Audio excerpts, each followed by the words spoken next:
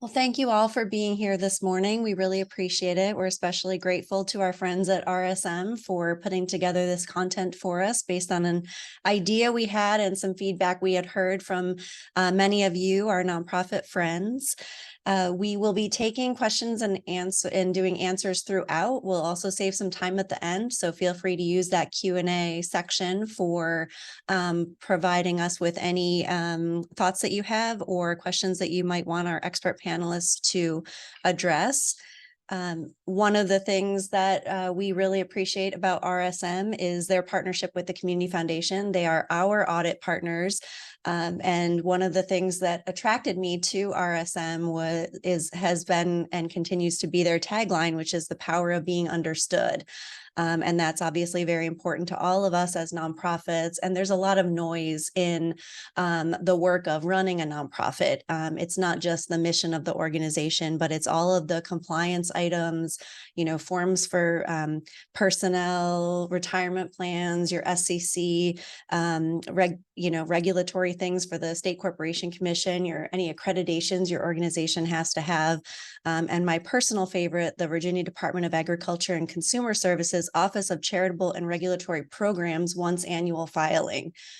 So there's no shortage of things that we have to do in order to stay compliant. And it can make us, I think, just feel like we just want to check the box on those items. And the 990 is one of those that, while it's tempting to say, let's just check the box and move on to the next thing, this is a document that is exceptionally important for all of us, because we know at the Community Foundation, through the work we do with our donors to look at their philanthropic interests, that many of them are looking at your 990s. It's what many of the charity rating sites use to make determinations about your organization. And it's not as kind of rote and routine as you might think. There is a lot more that you can do with your 990 to tell your nonprofit story. So given that there's all this noise, we thought we would help you get some ideas in this short 1 hour time together to really get a sense of what it is that you can do with your 990 without necessarily having it take up a whole lot more of your time. Just be thoughtful about those places where you can have some impact on what others are seeing about your organization. So today we have with us 3 different speakers from RSM. We have Julia Flannery. She's the Senior Manager for Tax Services. She has more than 19 years of tax experience and focuses on providing tax services to nonprofit organizations. And that includes both, nonprofit 501c3 charitable organizations like many that signed up for this call, as well as private schools, private foundations, and associations. She manages the tax work and is involved in tax planning and consulting.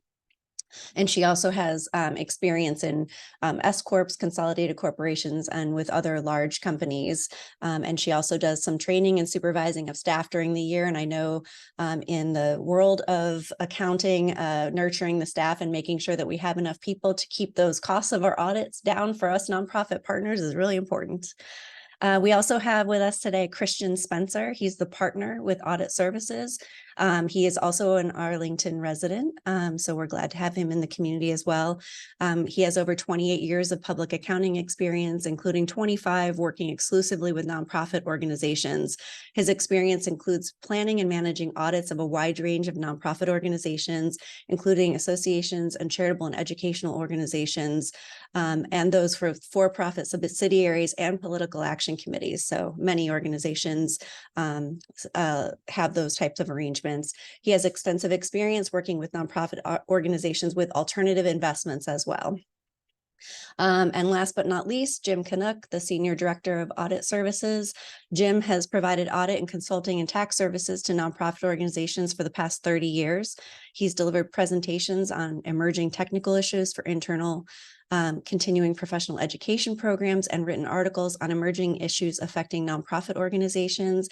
He has extensive experience in audits of trade associations and public charities, including accounting for restricted contributions, endowments, alternative investments, and consolidations. And along with audit, he does have some tax experience, but he made me swear yesterday that I would not tell anyone that. But I am not always good at keeping those kind of secrets because I'm pretty proud of having him as our lead auditor and having both of those levels of experience. So I will turn it over now to Christian to kick us off. Well, thank you very much. We appreciate the warm introduction. It's very nice to be with everybody this morning.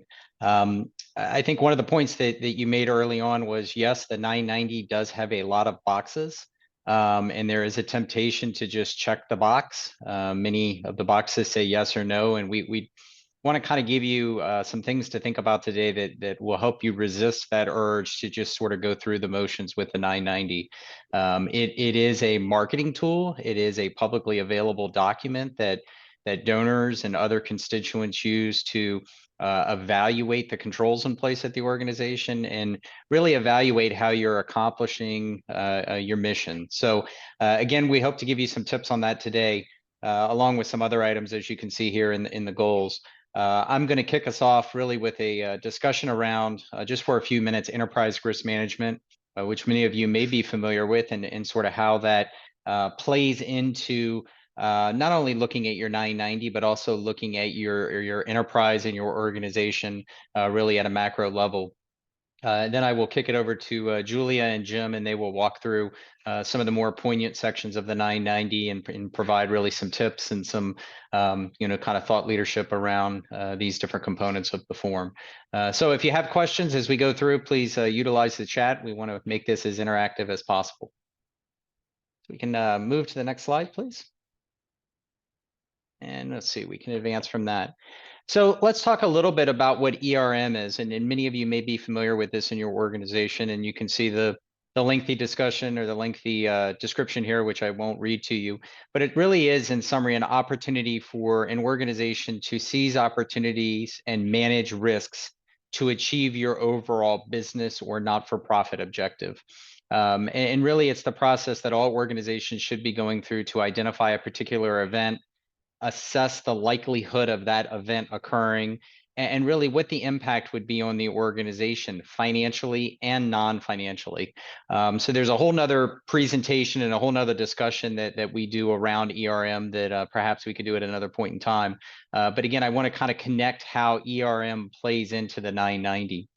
So really the process would include working through and kind of including all of your constituents under the enterprise risk model. It's not simply just a management exercise. It's including your board of directors, including others that have a stake in your organization, and identifying these risks and opportunities so that you can really protect the reputation of your organization and seize and take advantage of opportunities to enhance your mission and enhance the services that you provide to your organization and your constituents. Again, as you can see on the next slide here, the risks that we talk about under the ERM model fall into 5 various different buckets.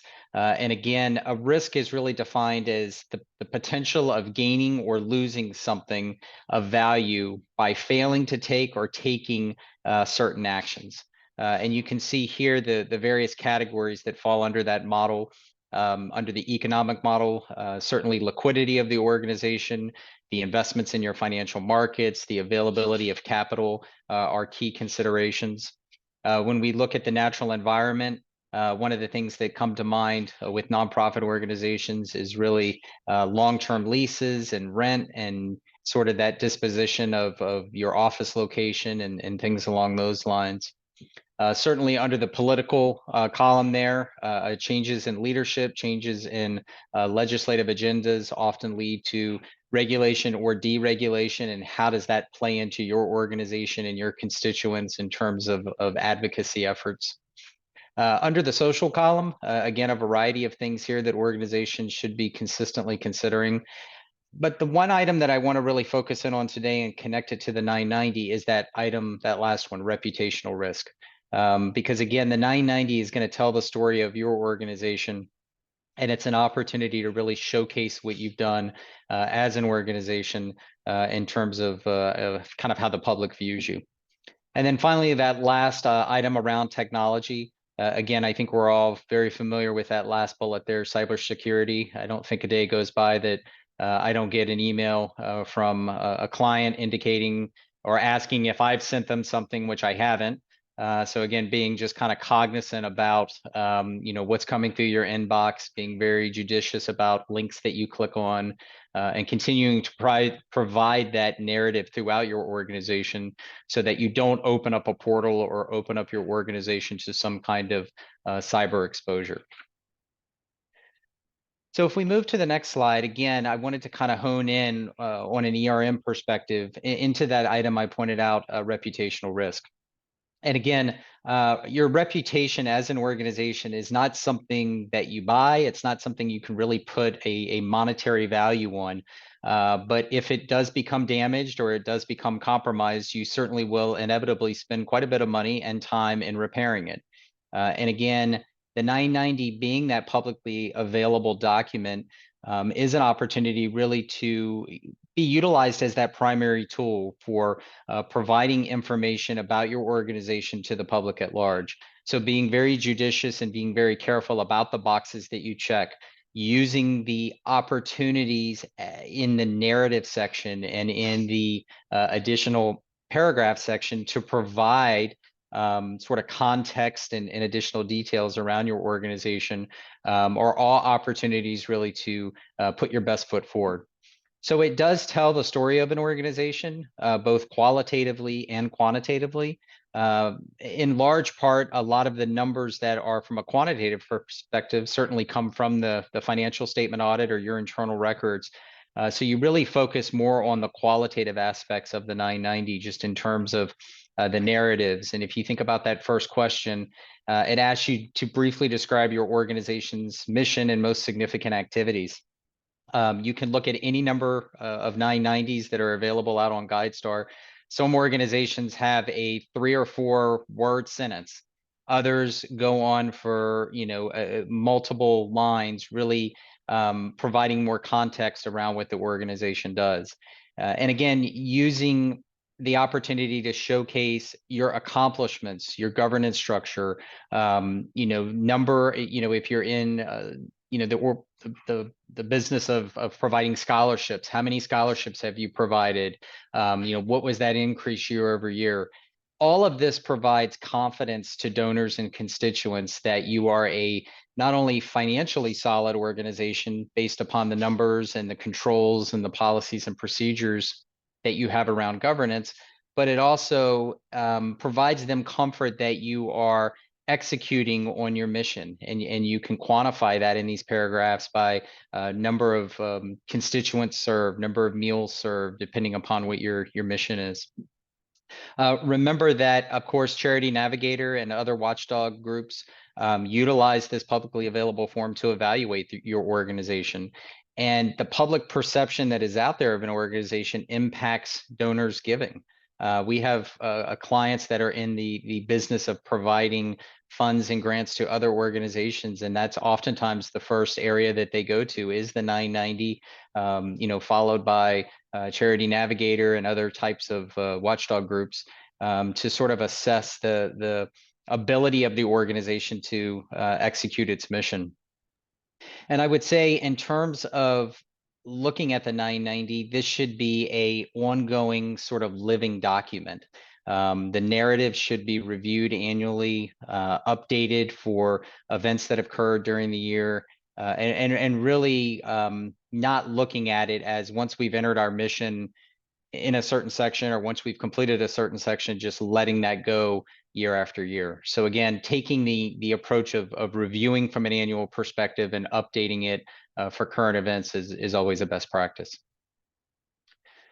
So using that as a baseline, I will gladly turn this over to my colleague Julia, who will walk through some of the sections of the 990 and give us some more additional details. Julia? Great, thanks, Christian. Hi, everybody. Thanks for having me today.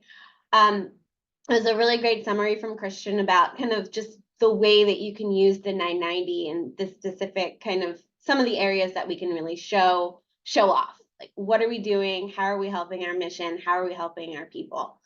So I'm going to really kind of go through the actual form and the schedules and just hit different places in that you can look at when you are doing that thorough review of your 990 every year. Where can you expand? Where can you highlight things? what are people looking at that you should do a double take and just say, let's make sure we are filling this out correctly and that it is telling the story that we wanted to tell. So the very beginning, page 1, part 1, first page of the return, we start off with name, address, principal officer. A lot of this stuff is very kind of basic information about your organization. Make sure the name is correct. Make sure that the address is the current mailing address and that if you are getting mail there, you receive it.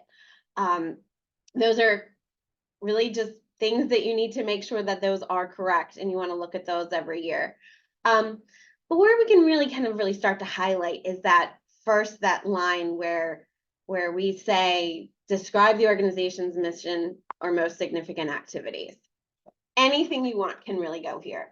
The instructions are extremely vague on this. So how do you want to present yourself to the public? What do you want to say? It can be something as very brief as 3 or 4 words, if those are the words that you want to say. If you want to really expand, this is a good place to do that. And especially for kind of this part, because it is the very first page and the very front of your document, look at what you have kind of from your software, from your tax preparer, but then also look at what is being shown on either irs.gov or on GuideStar or on the web version of that. That's easy to be, you just do a quick Google search for yourself, because the 990s have to be e-filed. So they look a little bit different on the document that you might get from your tax preparer versus what is actually the e-file document. So if you are saying something like see schedule or see this, it might look weird, might look right on the original one that you get from your tax preparer, but when you actually look at it online, it might look a little funny. So I encourage everybody to look at both, just to make sure that it looks the way you want it to look. But you can really kind of go do whatever you want here. I also, for a lot of these kind of things, this one, and then also for what we're going to talk about next with your program service accomplishments, a lot of this is already written.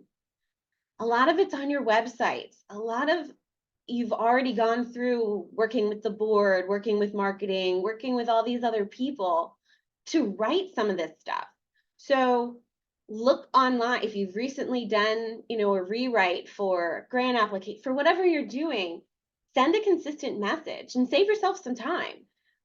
If you're going to do a big rewrite for your 990, then maybe that should be what you're presenting on your financial statements, or also on your website or in your grants. If you spend significant time writing these disclosures wherever they are, then use them in multiple places. So that way you are sending out a consistent message, and you're only doing the work once, because we all have very full schedules and you don't want to have to keep doing this over and over again. If it's one rewrite a year, then make it work for everything. So then also in part 1, there's a line 6 on kind of like right in the middle of the page. The question asks total number of volunteers, estimate if necessary. Well, for a lot of organizations, volunteers are a huge, huge piece, especially those smaller ones. And you can, make sure you are counting them or estimating them, but also call them out and say how wonderful they are. So you can write in the core form of the 990, it's called Schedule O. And what it does is it provides all this narrative information and explanation for what's on the core form. And what I've seen for some organizations that are very volunteer heavy and really rely on them is that they include an explanation and talks about what their volunteers are doing, what kind of volunteer opportunities are around, they're asking for more help. If that's a big thing, then you can talk about the impact that those volunteers have. Thank the ones you have, see if anybody else is interested. You can include the number of hours, talk through the impact that those volunteers have. You never know. You know, if you have somebody who's thinking about giving and they read this, they might say, wow, I want to give them money to help these volunteers serve this mission. Or they might read it and say, I really want to work with this organization. They think really highly of their volunteers, and I want to be part of this. You know, it doesn't take any effort, but it could make a huge impact.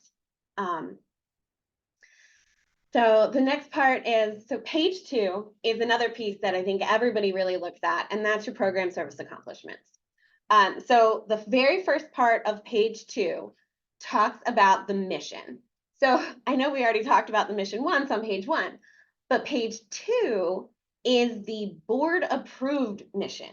So this should be whatever has been authorized and adopted by the board of directors. If you don't have one, then you need to put one in place. You know, you definitely should have a mission. And if that mission has kind of moved away from what you are currently doing, then maybe you do need to work again with the board and talk about it and say, this mission really isn't what we're doing anymore. Let's rethink this. Let's adopt something that really does show our goals, show who we are. So that's an important piece. And then the next part, so lines 4, this is where you have like the 3 top programs of your organization. You include the program expenses, the program grants. This is another place that you should be reviewing every year. So the instructions on this are kind of, they do give you some guidance on what you need to include here, but they're general enough that you can really do whatever you want. I have seen good ones that are 2 or 3 sentences. I have seen good ones that are 7 or 8 pages. So think about how much detail you want to put here. Part of the instructions, so that's kind of the descriptions at the bottom. So you should put specific measurements. And this is going to be annual statistics. What are you doing? How many people are you serving? And you know, if you talk about how many people you're serving, and then you talk about how much money you are spending to do that program, then the readers of the form can see kind of how many dollars really are going to a per person basis.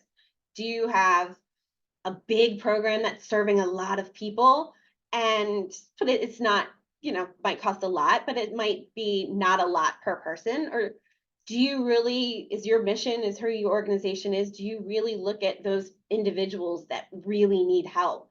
And a lot of money is going to certain organizations, certain people. And no, one of them is not better or worse than the other, but it just tells your story a little bit more. The other thing that I think a lot of people miss that can really be impactful is activities objectives, both for this tax year that has already happened and that you're reporting on, but also your longer term goal. What are you trying to accomplish? This program may have just started. What do you want it to be like next year, 5 years, 10 years down the road? Where do you see it? How can you make that better and really promote your program and your future? If you're requesting contributions, if you're looking, you know, attaching your 990 to grant requests, all of those things, what can you say in here that will help drive and show the need in the community to get those dollars coming in? And so the last part of it is be clear, concise, and complete. And that's straight from the IRS instructions. Well, what does that mean? Concise can be 10 words. Concise can be 3 paragraphs, 5 paragraphs. It's really, it leaves it open to be whatever you want it to be. So that's really good. So then the next piece, we're going to skip over a couple of those next pages that are checklists and compliance related, because that's not really what we're talking about here. But this governance section is a big one. There's two different really sections of this. So this slide and this piece that you're seeing on your screen is the first part, and that talks about your governing body. First thing we're going to do is we're going to see how many board members you have, how many of them are independent. You're going to look and see if they have family or business relationships with each other. So again, these aren't going to change. Your organization is what it is in terms of the governing body. But I have seen if you don't have a lot of independent voting members for whatever reason, maybe your board is compensated or you have other relationships that do need to be reported that would make that board member not independent, explain it. If you think it's going to be a question, then talk about it. Be forthcoming and say they are not independent because of X, Y, and Z. I do want to make a plug right now for the 990 instructions. They are horribly long. The core form instructions are 100 pages, but they are written mostly in plain English, so they're not just all code. And there is this glossary that is great at the end of it. And so if you have something you're like, what is an independent voting member of the board? Well, go Google 990 instructions, pull it up, and you'll be able to read the actual IRS 990 definition of independent board members. So it's really helpful. Just trying to get an idea of, especially if you're reviewing the form, or if I know for some smaller organizations you're preparing it yourself or you're helping somebody else with it, you can really just kind of go there and answer some of your own questions. Some of it is really hard to read, but a majority of it is in plain English and readable. So that's kind of that first part, and then kind of near the bottom, it asks you about other policies that you're doing. This is an easy way to show off. Or do you have, kind of, what is it? Line 8 is asking, do you document your meetings? These are minutes. Take minutes. Make sure you are keeping the minutes at your meetings, and then you can check this box. It's showing good, strong governance, and these are not hard things to do on a daily or on a regular basis. One of these questions on here, did the organization become aware during the year of significant diversion of the organization's assets? Nobody ever wants to check this box, yes, but sometimes you have to. We talked about, some of the risks earlier Christian went through with especially cybersecurity. If you have an issue, if there are things, then, read through, what does this mean? And, explain it, talk about what happened. It might be kind of a flag, but it's not unusual. It happens. So if it happened to you, explain it.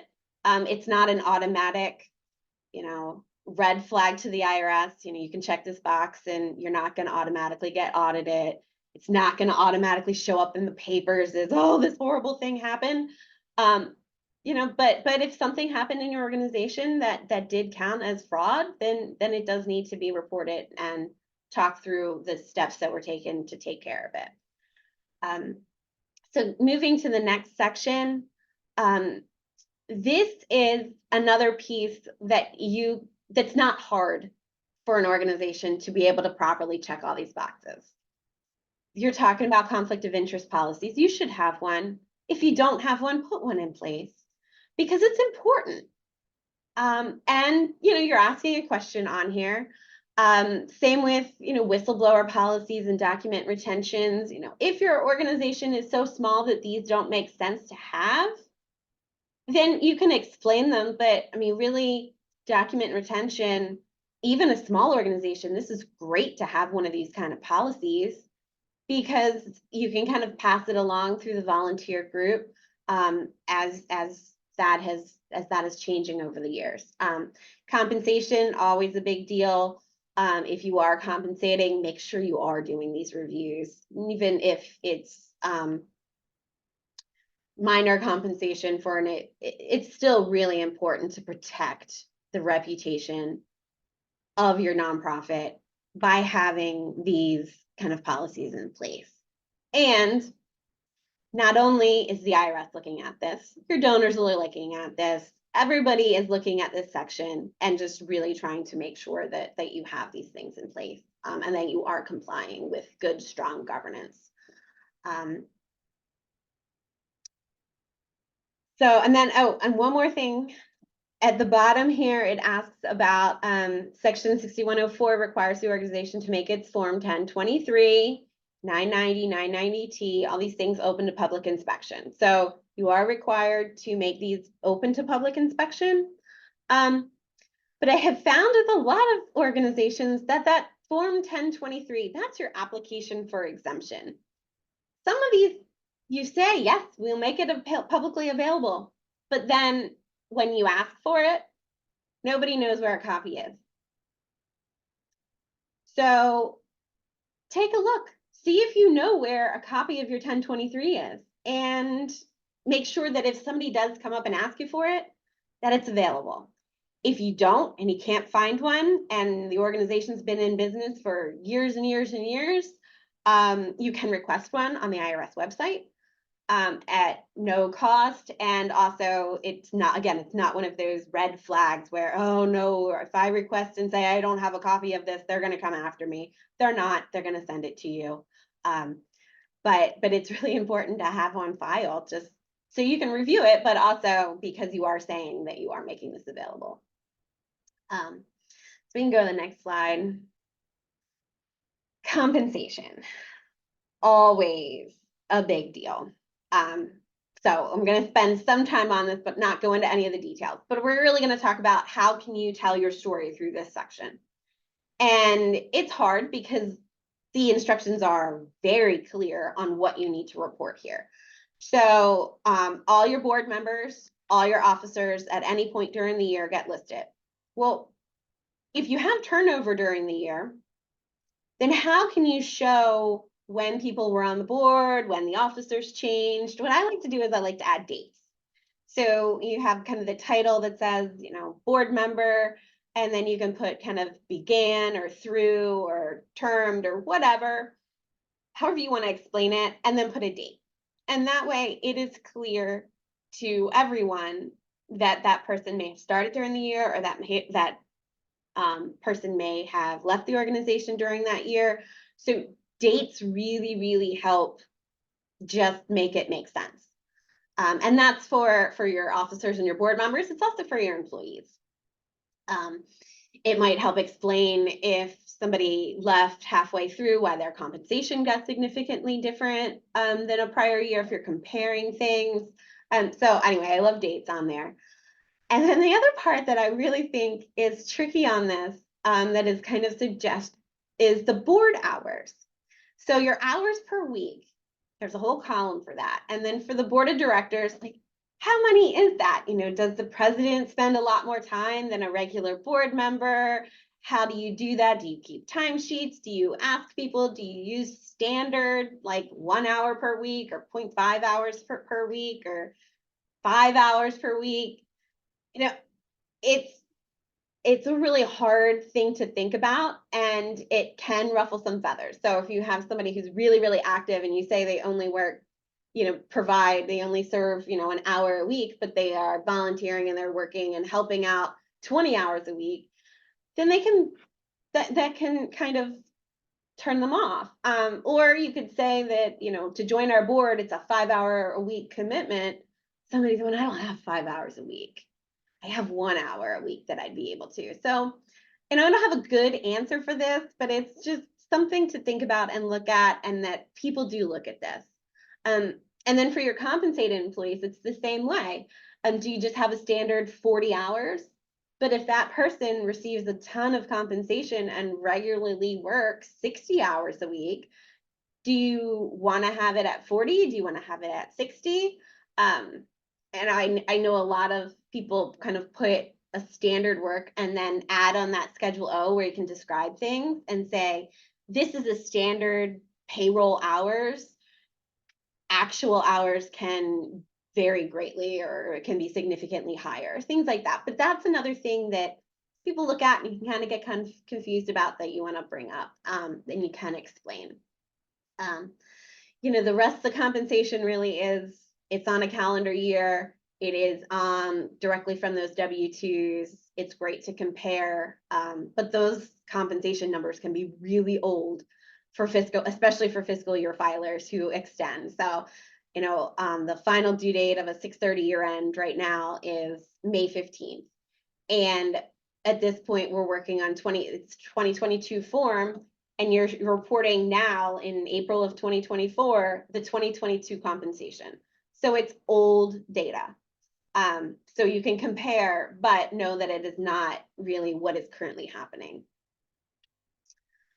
So then I'm gonna kind of quiet down and let Jim talk for a little bit about the numbers and what those show. So Jim. Great, thanks, Julia. So overall, to give you a little context of where the quantitative part of the 990 comes from, I'm going to briefly take you through the audited financial statements and then kind of show you where those numbers are dropped into the 990.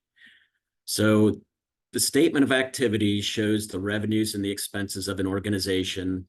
If you've had an audit, it's in accordance with generally accepted accounting principles, which means it's on the accrual basis, which means that revenues are recognized when they're earned and expenses are recorded when the obligations are incurred. You have your revenues, you have your expenses, and that's down to your change in net assets. There's two types of net assets with and without donor restrictions. Those are all presented on your statements of activities. These revenues and expenses are then put into or dropped into the parts 8 and 9 on your 990. So part 8, the statement of revenue, it's split into different tax sections, if you will. The first is contributions. Generally, what I like to look at is, where are the sources of this organization's revenues coming from? You've got your contributions, gifts, and grants. You've got your program service revenue, and then other revenue. And other revenue typically includes investment gains, sales of other types of fixed assets, inventories, and then any additional revenue which is not able to be classified anywhere else. So just remember, the statement of activities is your revenues, your expenses, and those revenues are put into the 990 into part 8. Next slide.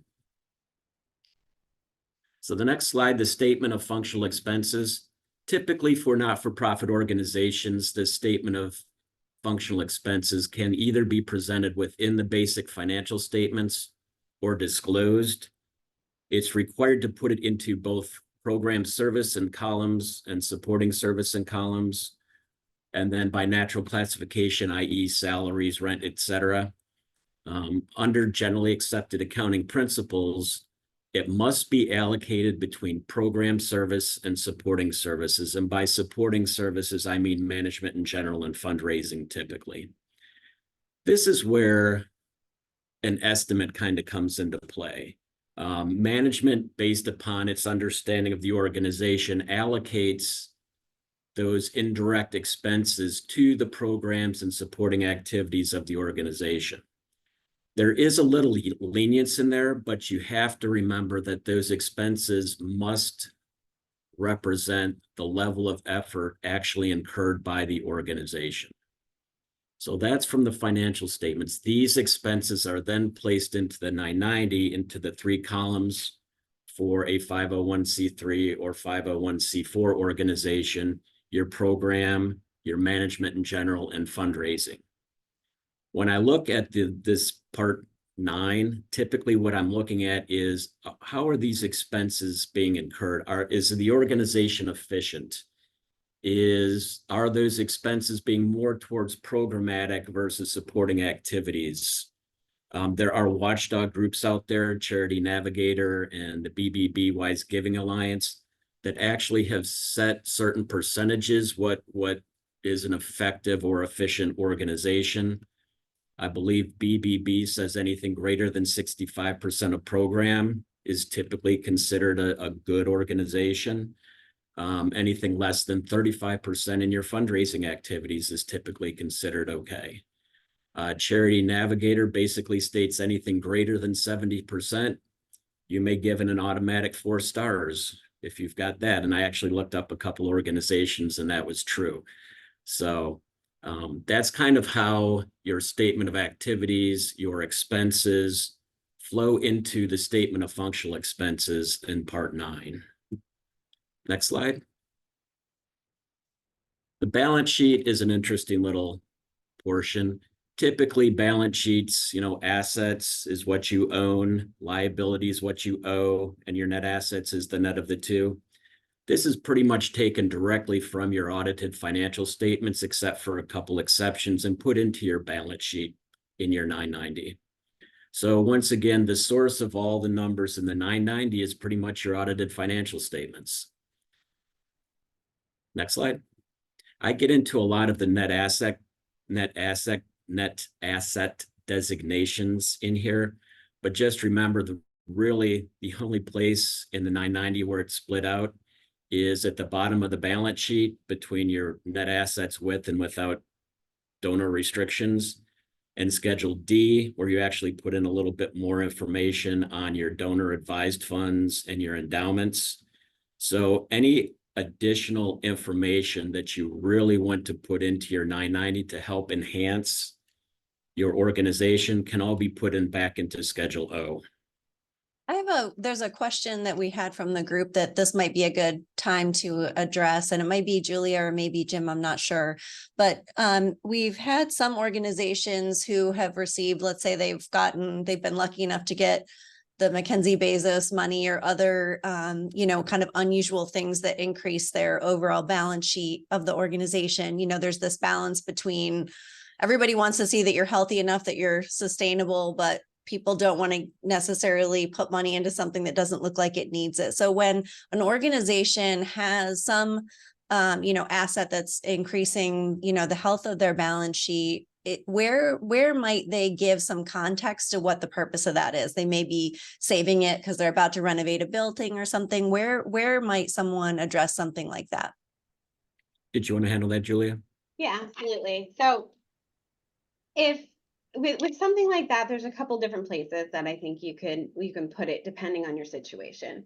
So the balance sheet is a core form. So any explanation that you wanted to give on that one would go on Schedule O. So you could just take a note and say, this part, say our assets, especially in the first year, cash has increased by $2 million because of a grant received. This is being held as part of the endowment or being held in cash to help support these programs. And so you just kind of explain it that way. The other place to do it is if it is in support of one of your major programs, then put it on that second page as part of your program service accomplishments. That's kind of that future goal, what you're looking for. That's another place that you can say, we are doing this, we are trying to help this program. We have received a big grant to do that, and that grant is in cash now, but it will be spent over this 5-year period in order to support this program. And say it's $1 million and you're doing 200 a year, that's another place that you can say, we've got this cash, but it's already earmarked for this program, and this is what we're going to do with it. So, help support our programs, but that cash isn't just sitting there ready to do anything. Thank you.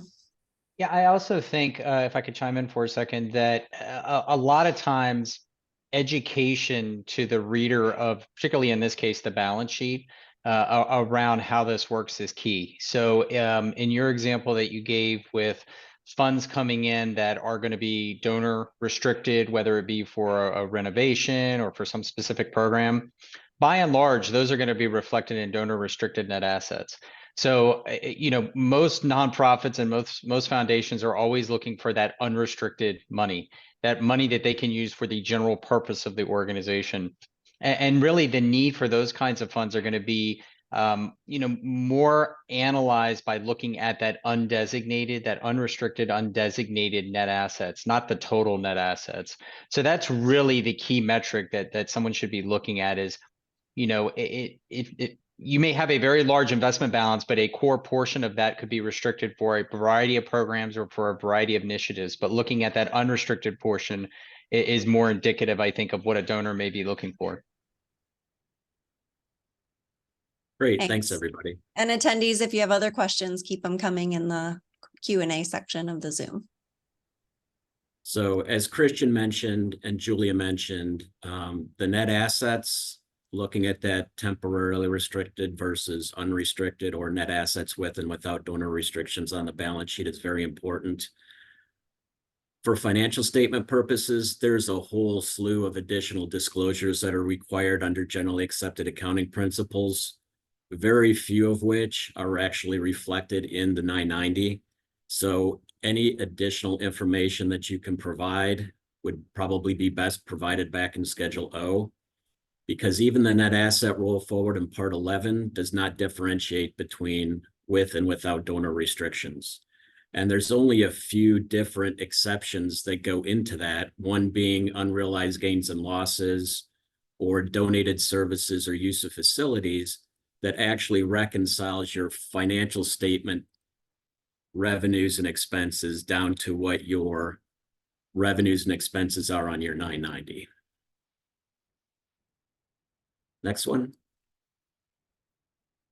So Part 12 is the general questions asked. This just gives me as a reader of your 990 a little bit more comfort that the numbers that I'm looking at, what basis you're using, are they cash or accrual, whether the financial statements were reviewed or audited by another auditor. This actually gives me more comfort if they were audited under the accrual basis of accounting.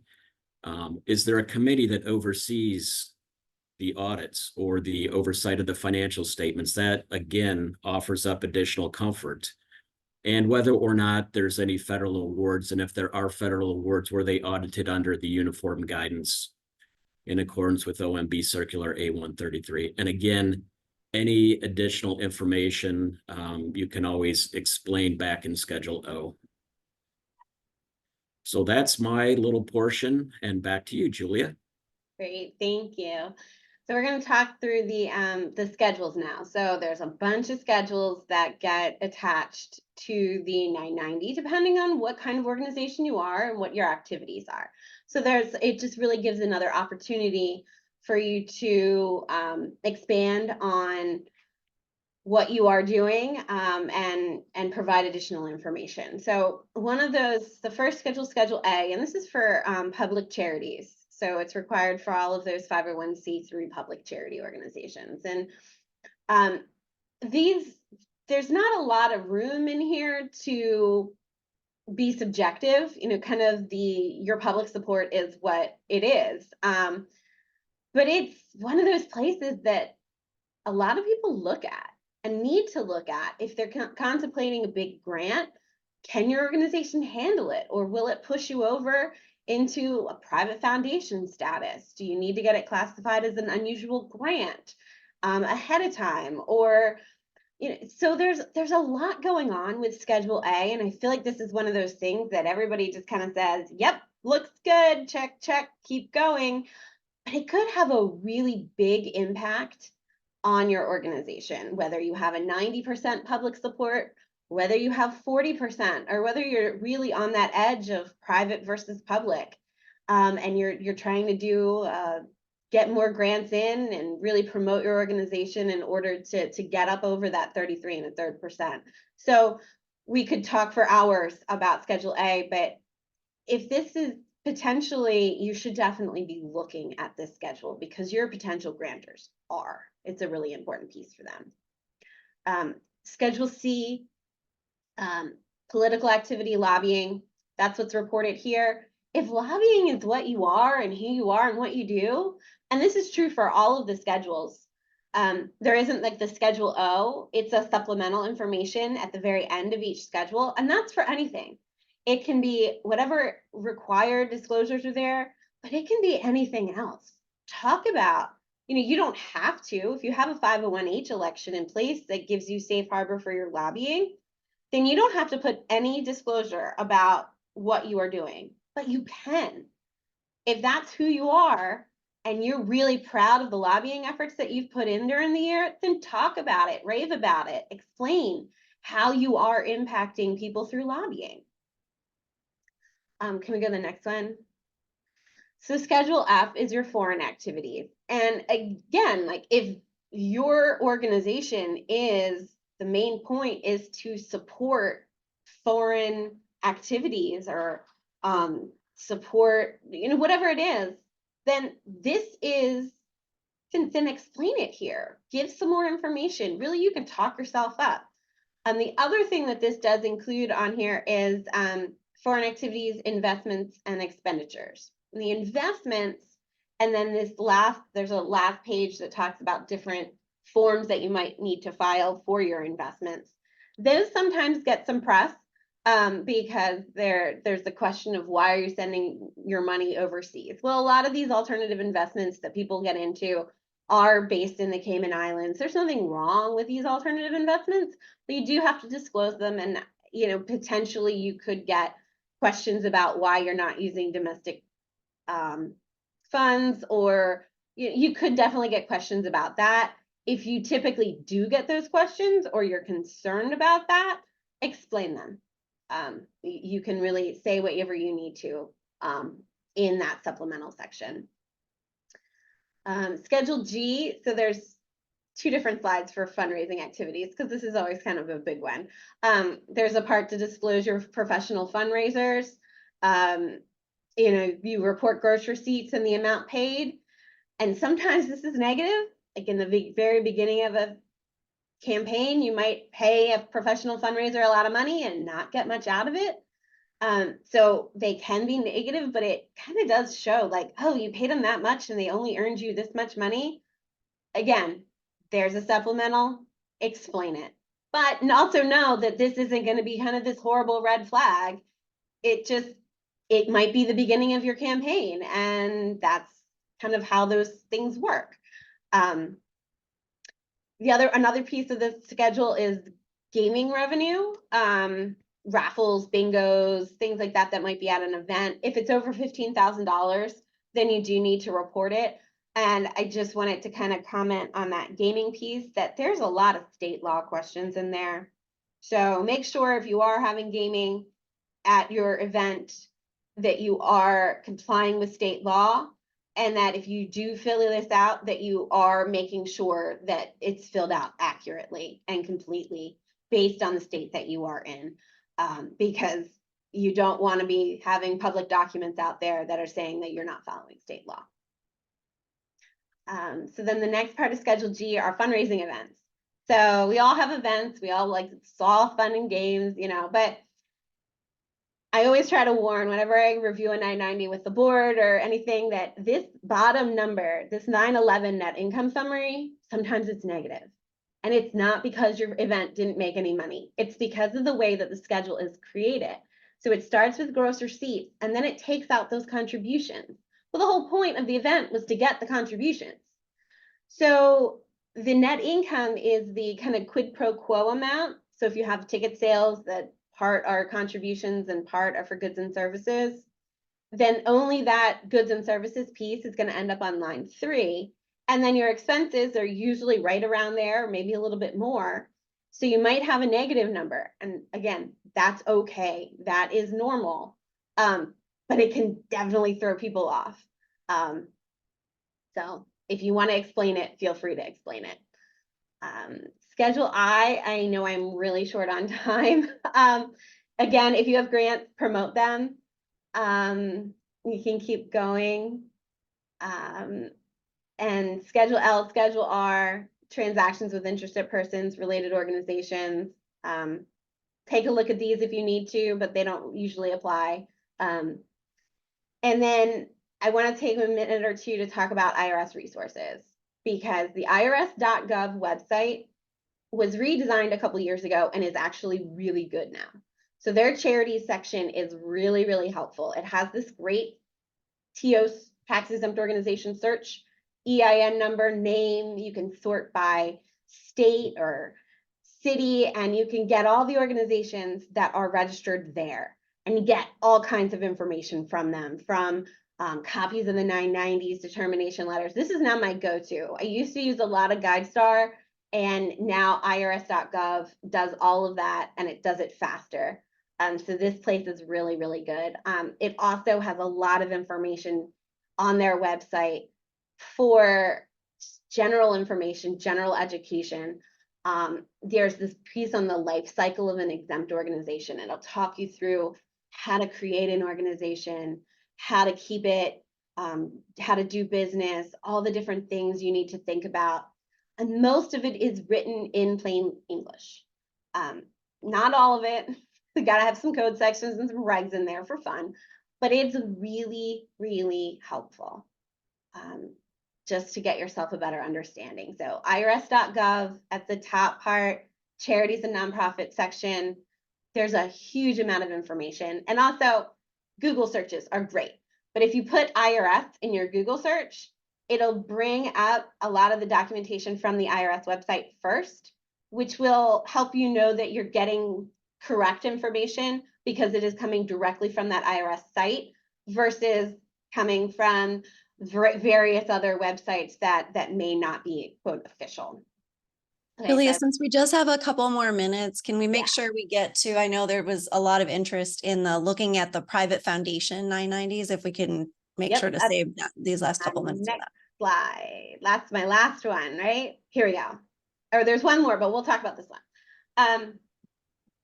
So private foundations are going to be those who you are getting your funding from. And private foundation returns are available on that IRS website. You can go to, if you're thinking about potentially getting a grant from a specific private foundation, then go to the IRS website, type in their name, and you can get from there, you can pull up a copy of their 990 PF, which looks a lot different than a 990, but it still is open to public inspection, and you can see beginning part is all your financial information, revenue, expenses, balance sheet, all of that right there. So how much money do they really have? And how much money are they granting out every year? You can see that right there. It also has a board list and an employee list. So you can scan through that. Do I know anybody on their board? Do my board members know anybody on their board? Arlington, kind of a small town. You might know a lot of different people, and that just might bring you the connection that you need. There's also a lot of information about who they're granting money to. Who does the private foundation typically give money to? And it'll give you that whole list. So are you a similar organization? And then right before that list, they'll tell you how to do it. There's a contact person. There's information about applications. There's deadlines, restrictions. So are they only giving out grants to specific organizations? Are they giving it out to anybody? Do you have certain dates? All of that is publicly available on that 990 PF, and you can just hop right in and see it. And then there's a Schedule B, which is not open to public inspection for our public charity organizations, but private foundations is. So you can see who is giving that private foundation money. It does include their names and their addresses. So that's another piece of that PF that you can see where are they getting their funding and who are they giving it out to. And you really can learn a lot and try to get an edge on your grant application if you know a little bit about who they are and you did your research, and it's not hard. It's going to take you an extra couple of minutes to just scan through, and it might really help benefit you if you're trying to get that grant money. Don't let that term private foundation make you think that there's not information out there, because there's actually even more than for a public charity. So I think I have one more piece left, and that was really just talking about your peer organization. So all of the things that I just said about you can go onto that irs.gov and you can learn that about your peers. If you're competing for grants with them or with somebody else around, look at their 990. What are they doing that you really like? What are they doing that you think, oh, that's really confusing? I wonder if it's confusing on mine too. And if it is, then you can explain it, or you can try to help make yours better by looking at other ones. So I know I'm a little over, but are there any other questions? I think we will wrap there. If there are other questions or we didn't get to, I think anything that people were thinking about, we've addressed for the most part, but not everyone likes to use the Q&A and the during the webinar. So if you want to ask that, I have a friend who did X, Y, or Z. We will be available for those types of questions after, and we'll send them along to our friends at RSM. Thanks so much to Christy Cole first for organizing this and for always kind of keeping her ear to the ground with the nonprofits that we work with on an agency fund basis to kind of hear what are the things that are coming up for them. Jamie Hood on our team who worked so hard to put this together today. And last but certainly not least, our friends at RSM, Jim, Julia, Christian. It's been so great to have you share your expertise with us and help people to be more effective with their nonprofits. And we appreciate you always being there for us. Another part of your tagline I noticed recently was moving forward with confidence. And that's, I think, what we hopefully help people do today. So thanks everyone for joining us today. And thanks to all of you who participated in the content for today. So have a great day. Thank you. Thank you.